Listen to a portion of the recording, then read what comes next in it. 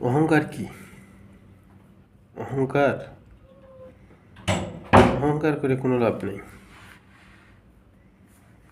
এই পানি, নদী সাগর মাটি ভাঙ্গা নিয়ে যায় না? গ্রাম কি গ্রাম নিয়ে যায় না মাটি?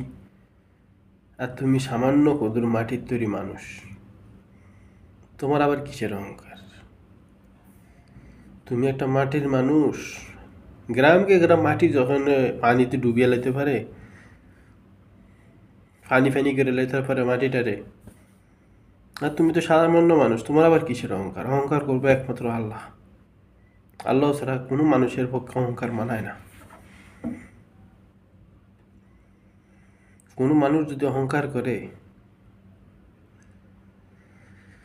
তখন সে মানুষ থাকে না, তখন সে জানোয়ারে পরিণত হয়। কারণ তার অহংকার খাটে না। আজ মরলে কাল 2 দিন। তুমি যে অহংকার করতেছো, তুমি যদি মারা যাইবা, তুমি হিন্দু হও তোমাকে জ্বালিয়ে দিবে। মুসলমান হলে তোমার জন্য মসজিদের ওই খাটিয়াটা রেডি হয়ে থাকবে। বড়ই পাতার গরম জল গোসল করিয়া তোমার সন্ধ্যা শোয়া দিব। যেদিন মরবো ওই দিনই কানবা, এর পরের দিন আর খবর লইব না।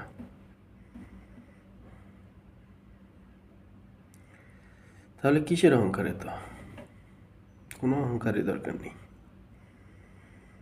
আমি একটুই জানি, ফাইন্না মালা উসরি উসরা, আমার আল্লাহ আমার জন্য যথেষ্ট, আর কিছু না।